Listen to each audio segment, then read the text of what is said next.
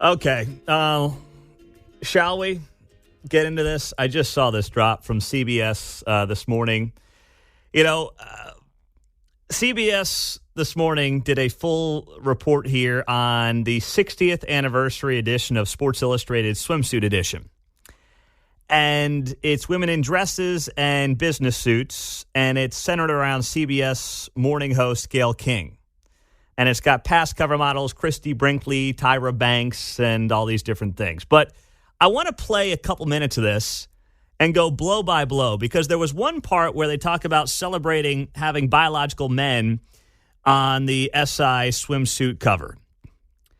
And the editor said something very telling. So, Mark, I want to call an audible here. Go to the 3:36 mark of this video, where the editor of, and then we'll go back to the beginning, but I want to get this clip right out of the gates.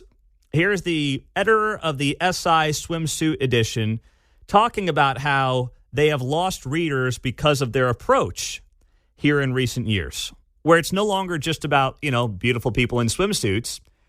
It's now celebrating obesity and celebrating people who have to wear, tuck-friendly swimsuits to pretend to be women. Let's roll it.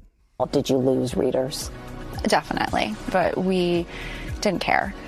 We thought that the right reader would come along with us, and the wrong ones we didn't want. Do you think you were able to change? The wrong way, stop right, the wrong ones we didn't want. If you are somebody who opens up a Sports Illustrated swimsuit magazine to see hot women in swimsuits, well, shame on you. You're the wrong reader. You don't want to see a bulge, all right, in your female swimsuits? Shame on you. You're the wrong kind of reader, according to Sports Illustrated. Oh, my. Normalize the bulge. Thank We you. are normalizing the bulge. All right, that's enough. That's enough. I've heard enough. I don't want to hear about that. That is an unbelievable statement from the editor of Sports Illustrated Swimsuit Edition. It is amazing how that brand, Sports Illustrated in general, and I used to do some work there, and trust me, I can tell you stories all day about how woke that place was when I was working there a few years back doing some video work for them. They were right on par, going back generation with ESPN. I mean, those were the top two brands in all of sports. And SI just completely lost its way. They fell behind the curve when it came to digital media. And then they got taken over by woke idiots. And now they have people running the swimsuit magazine who are like, yeah, we're losing readers. They're literally admitting that they're not doing a good job. They are no longer getting people to look at their magazine and look at their swimsuit edition, and they don't care because those are the wrong readers, John Anthony. Well, she sat next to and happened to borrow notes from Melissa Heinerschneid, who was the VP at Bud Light, I think. And so that whole frat boy humor, people we don't want. We don't like that, Deplorables right? in a basket, et cetera. We have no interest in those people as customers. That's basically what they're saying. Those people in their eyes are on the wrong side of history. If you do not want to see somebody on the cover of a swimsuit who is 50 to 100 pounds overweight, and if you don't want to see somebody who's got a tuck job in a swimsuit, we don't want you. It is an amazing statement for somebody to make. And they're admitting that it's a losing proposition for their business. This is what happens when you put your political ideology above what the consumer actually wants. It's one of the stupidest things that's happening in corporate America right now. And I think it's actually kind of reverting back to the mean. I think people are waking up a little bit to what's happening, and most corporations are like, maybe we'll just stay out of this and give our customers what they're looking for, whatever that might be. Whatever service or product we provide, we're just going to give that to them. But to admit that we are losing business, and that's what it is, right? If you're losing readers as a magazine, you are losing business.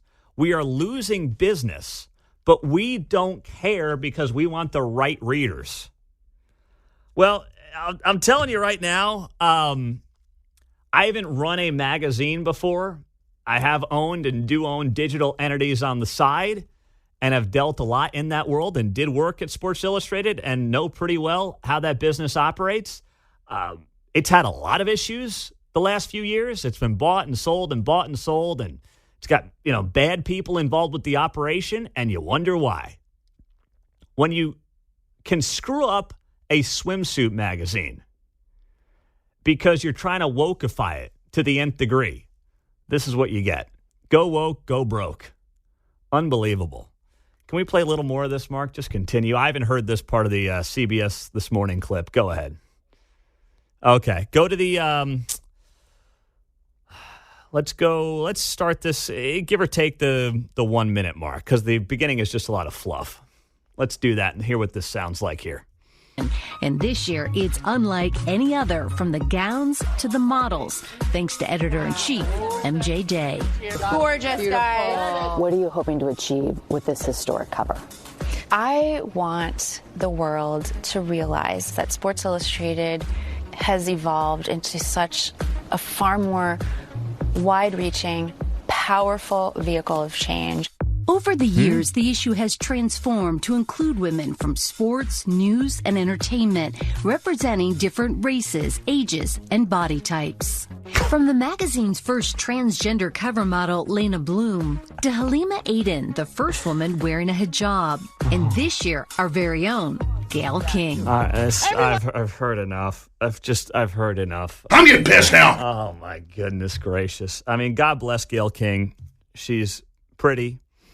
But I'll tell you right now, no one's like, gosh, I got to see the 70-year-old lady in the swimsuit. Sorry if that offends you, but no one's really looking for that. No. I promise you, the 70-year-old guy's not looking for that, okay? When they want to get back to, like, giving people what they want, and all they got to do is get a couple of red-blooded, American males in there and be like, this works, that doesn't, this works. Like, this is not difficult. Sex is one of the easiest things to sell in American culture, and it has been since the beginning of time. And only a place like Sports Illustrated could screw it up this badly, John. You get the visual image of Chris Farley and Patrick Swayze in the Chippendales skit on Saturday Night Live, where they're both dancing shirtless. As if there's any contest to be had there. I mean, this is exactly what we're dealing with right now. Oh, my gosh. They'll never get it right. I mean, these people could screw anything up in the name of woke ideology. It's hysterical, but it's also nuts. What planet are they living on? And good riddance. I knew I had to get out of there after a couple of years, but now I'm really glad I'm long gone because I get to do this with you every day.